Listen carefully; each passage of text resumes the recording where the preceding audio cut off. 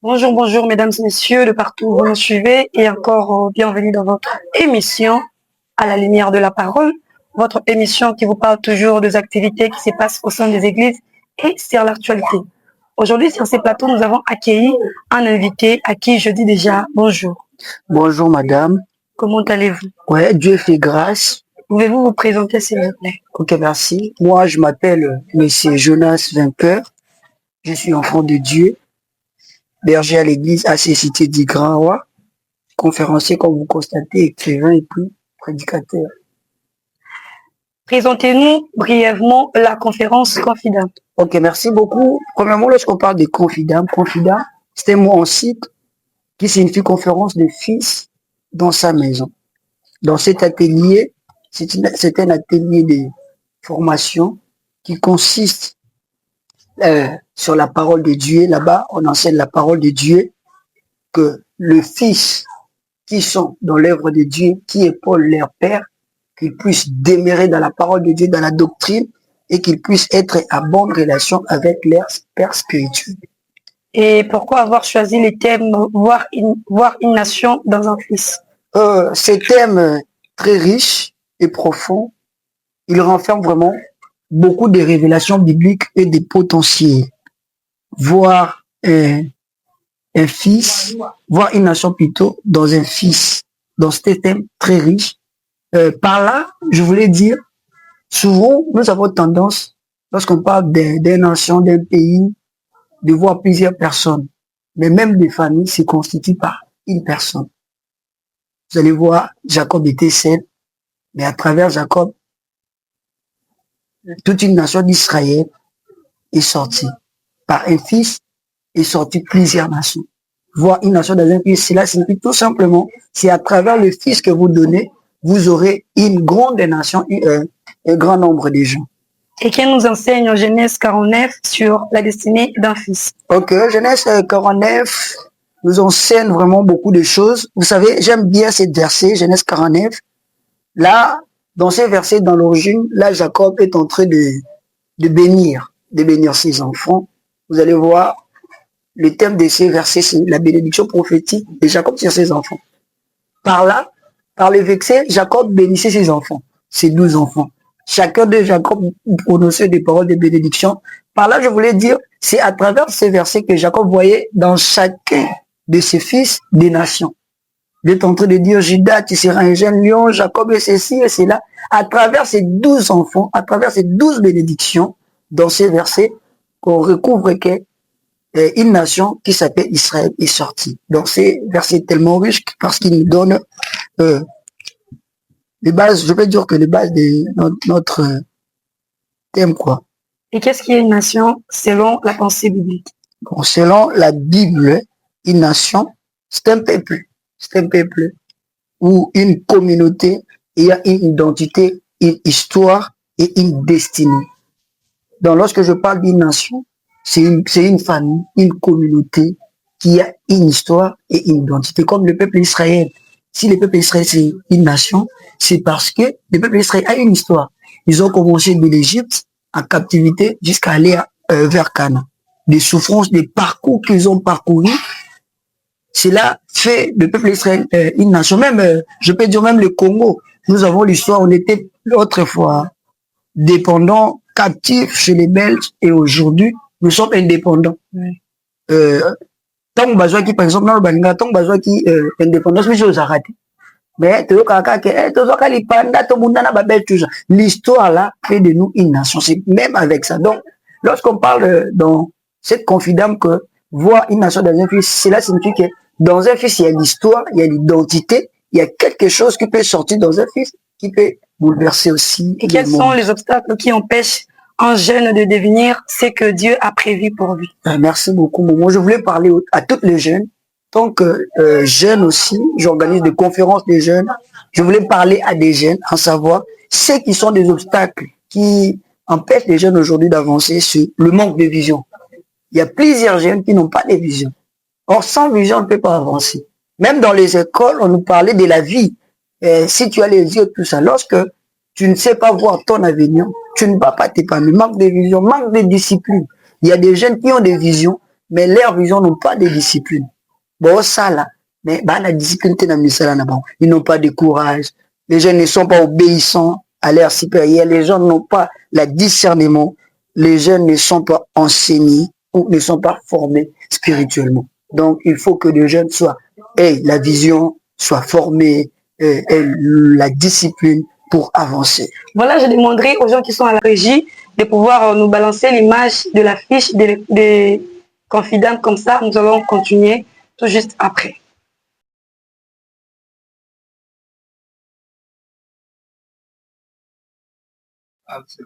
Quel message adressez-vous aux jeunes qui pensent ne pas avoir des valeurs?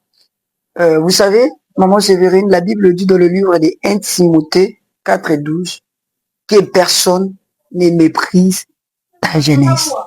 Tant que tu es jeune, tu ne peux pas avoir des pensées que tu n'as pas de valeurs. Tout jeune a des valeurs. D'avance, la jeunesse, c'est ça qu'on appelle la qualité. La jeunesse, c'est ça qu'on appelle le potentiel. La jeunesse, c'est ça qu'on appelle l'avenir. Donc, lorsque tu es jeune, tu ne peux jamais te mépriser, tu ne peux jamais penser que tu n'as pas de valeur. L'apôtre Timothée dit que personne ne méprise ta jeunesse. Donc, je voulais dire aux jeunes que personne ne méprise ta jeunesse. Toi aussi ne te méprise pas. Tu as de la valeur. Donc, cet atelier de confidence est fait pour les jeunes de sorte que les jeunes comprennent qu'ils ont de la valeur. Et l'avenir du pays, ce sont des jeunes. Dans votre profil, nous avons appris que vous êtes écrivain, à l'exception d'être conférencier. Citez-nous vos œuvres, s'il vous plaît. Ok, je suis écrivain, je suis un petit écrivain par la grâce de Dieu. Parmi mes œuvres, j'ai 2 œuvres déjà. J'écris le tout premier livre que j'écris. Je sais que vous allez le voir dans les jours à venir. C'est Pourquoi les héros tombent. Là, c'est mon tout premier livre que j'écris par la grâce de Dieu. Je sais que dans la 2e édition de Confidence, pendant la Confidence, vous allez le voir. Et puis, le 2e livre que j'écris encore, c'est l'admirateur d'aujourd'hui peut devenir l'admiré de demain. Et à quoi êtes-vous inspiré de Pourquoi les héros tombent? Les héros tombent, premièrement, c'est mon histoire personnelle. Donc, les héros tombent, vous allez voir, même lorsqu'on va balancer les images, même lorsque vous allez voir le couvertier, il y a quelque part que c'est un témoignage. C'est ce que je vécu. Donc, vous parlez de votre vie. Oui, je parle de mon expérience, de ma vie et de quelques personnes. Parce que souvent, ce sont des choses que beaucoup ignorent, beaucoup n'aiment pas poser des questions. Pourquoi les héros tombent? Nous voyons aujourd'hui les gens tombent, mais les gens ne savent pas pourquoi les gens tombent. C'est à travers mon témoignage, mon message. Je sais que j'ai compris. Mes analyses, j'ai compris parce que une fois j'étais tombé, je me suis relevé. Je me suis dit non, je dois écrire un livre de sorte que les gens qui tombent puissent encore se relever. Donc c'est mon histoire. Je sais que lorsque vous allez le lire et vous allez comprendre. Quel exemple biblique illustre les faits qu'un fils peut devenir une nation? Il y a plusieurs exemples qui illustrent qu'un fils peut devenir une nation. Comme je disais, Abraham déjà était seul. Abraham était seul chez Terach lorsque Dieu lui a appelé. Mais à travers Abraham est sorti Israël. Je peux dire Jacob était devenu Israël, une grande nation. Ésaü même aussi était devenu un père d'une grande nation. Donc Ésaü était devenu une nation, Jacob était devenu une nation, Abraham aussi était devenu une nation. Donc c'est possible aujourd'hui, toi aussi qui me suis, de devenir une nation à travers ce que tu es. Et comment Dieu vous a-t-il inspiré cette vision de Confidence? Ok, pour la vision de Confidence, j'ai reçu l'inspiration, c'était en 2021, parce que moi je suis encadré depuis 2019. En 2019, je suis devenu encadré, et en 2021, j'avais déjà l'inspiration de Confidence. Mais à cette époque-là, ce n'était pas Confidence, c'était Réfidi, révélation du Fils de Dieu. Je l'ai tiré dans une formation biblique que mon pasteur que je salue, l'apôtre Sababine Domba, nous donnait, la révélation du Fils de Dieu. J'avais déjà des préparations, mais faute de moyens, je n'avais pas de possibilité de réaliser cela. C'est pour cela, j'attendais, c'est juste dans 2025, avec l'aide de mes enfants que je salue bien, tous les jeunes leaders que je salue bien, qu'on a eu à réaliser la toute première édition de Confidence Là, c'est devenu confident, conférence de fils dans sa maison. Mais c'était répudié. C'était vers 2021. Je le fais dans le but parce que j'avais vu beaucoup des enfants de Dieu aujourd'hui sont devenus des rebelles envers leurs parents. Pour aider les enfants de Dieu à rester dans la conformité de la parole de Dieu, c'est pour cela que nous avons réalisé cet atelier, de sorte que les enfants comprennent comment dirais-je, les rapports sur le Père spirituel. S'il vous plaît, si vous pouvez me permettre, je vais donner un exemple. Un jour, lorsque Moïse combattait avec leurs ennemis, la Bible dit, lorsque le maître de Moïse était élevé, Israël gagnait. Mais lorsque le maître de Moïse s'abaissait, Israël perdait. Il s'est fait que Aaron et ils sont venus soutenir le maître de Moïse. C'est ça le rôle des enfants. C'est ça notre rôle, de soutenir le ministère de notre Père afin qu'il ait la progression. Et quel est votre plus grand désir pour la jeunesse de Kinshasa à travers cette conférence? Ouais, mon plus grand désir pour les jeunes, je ne sais pas si ça sera l'invitation, venez massivement, venez dans cette conférence. Je sais que nous ne sommes pas plus que les gens, mais par la grâce de Dieu, par rapport à ce que Dieu nous a mis, nous savons qu'il y aura des bonnes choses. Donc notre souhait est que la jeunesse, précisément Kinshasa, en général des Congo, puisse devenir mature, puisse avoir la vision, de sorte qu'ils puissent épauler leurs pères et avancer dans l'œuvre de Dieu. Donc, venez dans cet atelier qui aura lieu le 31 juillet et le 1er août pour écouter la parole de Dieu, pour voir comment vous allez devenir des nations à travers vos pères spirituels. Voilà, merci beaucoup notre très cher invité, Monsieur Jonas. Oui. Et merci à vous, très chers téléspectateurs de partout là où vous étiez, pour nous suivre. Nous sommes bel et bien arrivés à la fin de notre émission d'aujourd'hui. Nous vous accordons quelques temps pour pouvoir passer vos salutations et vos remerciements à vos proches et à vos familles.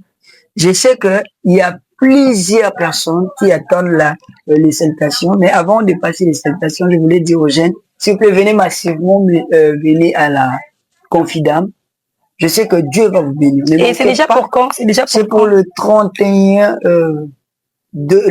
juillet 2026 et le 1er août. Je peux donner l'adresse, c'est vers l'avenir Révolution numéro 222, quartier Kamboko, commune de Kingontier, qui est arrêt Aéroclub. Donc venez, ne manquez pas. Si peut-être vous avez trouvé des difficultés pour venir, il y a des numéros qui seront affichés là-bas. Dès que vous appelez à la chaîne, je sais que la maman Séverine va vous orienter pour venir. Ne manquez pas cette occasion. S'il s'agit de saluer, j'ai beaucoup de personnes, mais je serai un peu bref. Je salue premièrement mon pasteur, l'apôtre Papine Domba. Là, c'est mon coach, je le salue. Le docteur Limba, le prophète Alain. Le berger Rêve, mon frère d'Alliance, mon frère de la destinée, je le salue. Je salue ma maman Ernestine Loufou, mon papa, Dorcas Loufou, Nasson Loufou, Béni Loufou, Lazare Loufou, Davina Loufou, et je salue mon fils Argane Loufou. Je salue le frère Christian Kataï. Je salue le grand caméraman, le frère Gloire Zey. Là, c'est mon caméraman en formation. Je salue le maître de la régie qui m'a aidé aujourd'hui. Vous savez, celui de l'autre hier, pour bander le frère Nasson qui saille. Je salue le frère Moïse Kabamba. Je salue le frère José qui s'est sacrifié. Je salue le frère Vainqueur. Je salue Précieux Kabamba. Je ne peux pas lui manquer. Je salue Mister D. Là oui, merci. Je salue Maman Séverine aussi, je salue. Je t'aime bien vraiment, je t'aime beaucoup.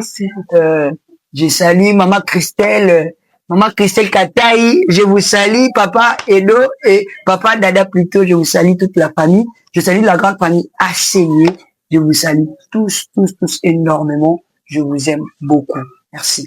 Ok, merci beaucoup. Notre invité spécial, nous tenons infiniment à vous remercier. Merci. Et je tiens aussi à vous remercier, vous qui étiez là à me suivre. J'ai salué la famille Nakara. Je peux jamais oublier ma famille que j'aime beaucoup. Je salue ma bestie du cœur, Ariane Ndalianga, de là où je te trouve. Mes salutations à toi. Je salue Pams Couture. Si je suis très bien habillée comme ça, c'est grâce à Pams Couture. Mes salutations à vous et en tout cas, je vous donnerai les numéros de Pams Couture pour pouvoir les contacter, pour être belle et jolie comme ça, comme moi. Je salue Monsieur Christian Kata, de là où il se trouve. Mes salutations à vous. Je salue Monsieur Gloire, malgré qu'il a été toujours là pour nous soutenir, pour nous aider. malgré des douleurs, malgré tout ce qui se passe, on s'est chamaille des fois, on se dispute, mais il a été toujours là avec nous. Je salue toute l'équipe de Vainqueur TV. Vous êtes ma force en tout cas, je vous salue. Je salue les DP internationales. Malgré, des fois, il me prend un peu la tête, mais je les salue quand même. Je tiens aussi à saluer tous les enfants de l'AC. Je salue les enfants de l'AC. Je salue maman Christelle, une mère au grand cœur. Elle a été toujours là pour nous. Mes félicitations à vous. En tout cas, on vous aime beaucoup, beaucoup. On se retrouve à la prochaine. Au revoir.